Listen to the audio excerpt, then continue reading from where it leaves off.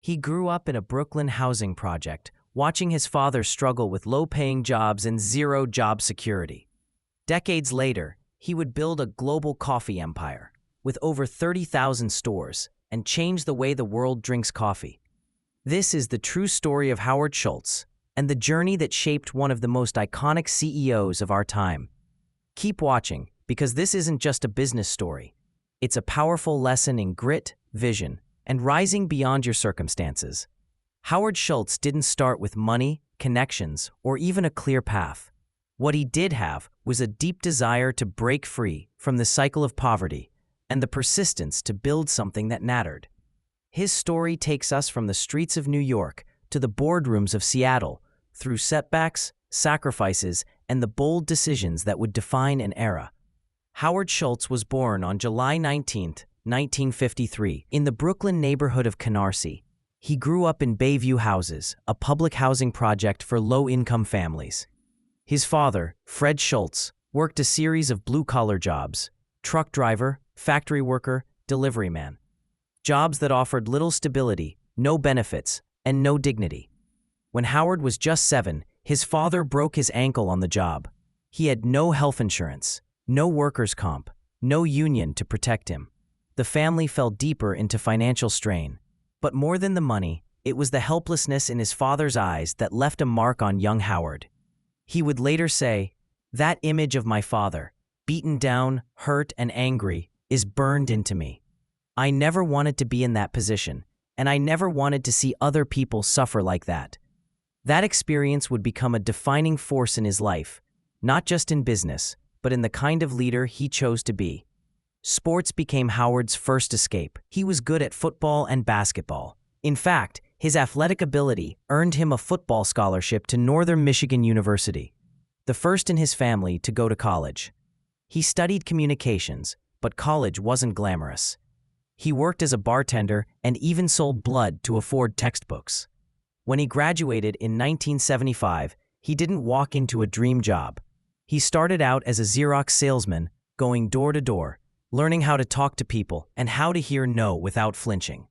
Eventually, he landed a job at a Swedish housewares company called Hammerplast. That's where he noticed something curious. A small company in Seattle was buying an unusually high number of their coffee machines. That company was Starbucks. At the time, Starbucks had just a few stores and sold only coffee beans.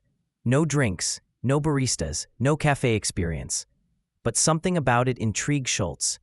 He flew to Seattle to meet the founders, and soon after, in 1982, he joined Starbucks as their director of retail operations and marketing. A year later, while traveling in Milan, Italy, Schultz noticed something completely different. Espresso bars were everywhere. People weren't just drinking coffee. They were gathering, connecting, lingering. Coffee was part of the culture. It hit him. What if Starbucks could bring this cafe culture to America? Not just sell coffee, but create a third place, between work and home, where people could relax, feel welcome, and belong. He returned to Seattle, energized. But when he pitched the idea to Starbucks founders, they weren't interested. They saw Starbucks as a coffee purist brand, a retailer of beans, not beverages. So Howard left the company. In 1985, he started his own coffee bar business, Il Giornale. It was small, but it worked. Customers loved it, investors took notice. And just 2 years later, he made a bold move. In 1987, Howard Schultz acquired Starbucks from its original founders for $3.8 million, merging it with Il Giornale and setting the foundation for what Starbucks would become. If you're enjoying this story so far and want more true, inspiring journeys like this, subscribe to the channel. We tell stories that aren't just about success, but about the path it takes to get there. From the late 80s through the 1990s, Starbucks exploded.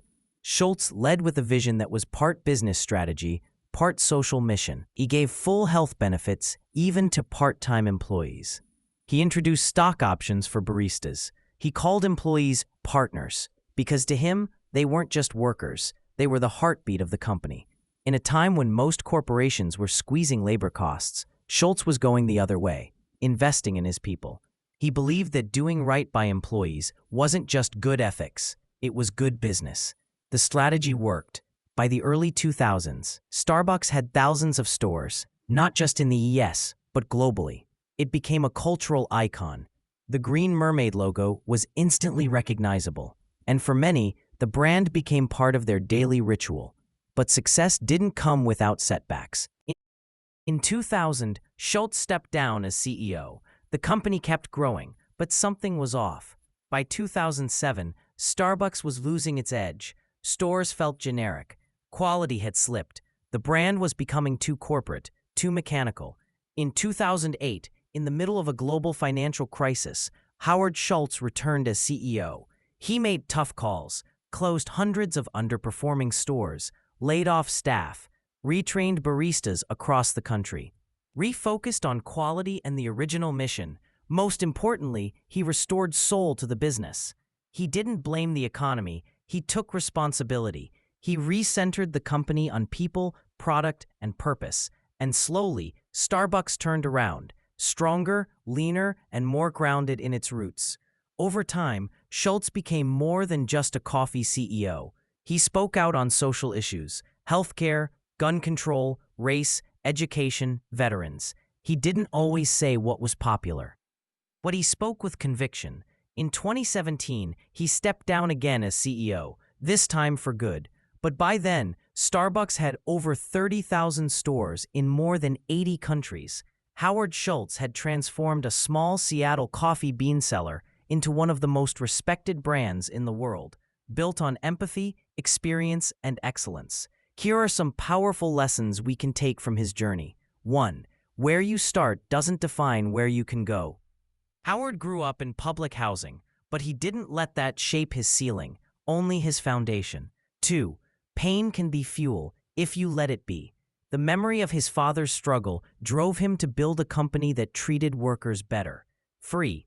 Vision isn't enough. You need execution, values, and resilience. His idea to bring Italian coffee culture to America wasn't just clever. He built the systems, culture, and brand to make it real.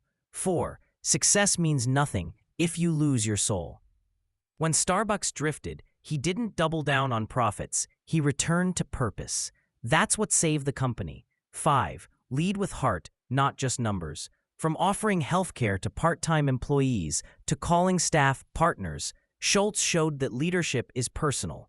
Howard Schultz's story is proof that the American dream isn't dead, but it takes vision, courage, and a willingness to bet on something bigger than yourself. If this story moved you, if it gave you insight, hope, or just a deeper respect for what's possible, give it a like, share it with someone who needs to hear it, and subscribe to the channel for more true, powerful stories like this. Thanks for watching. Keep building. Keep believing.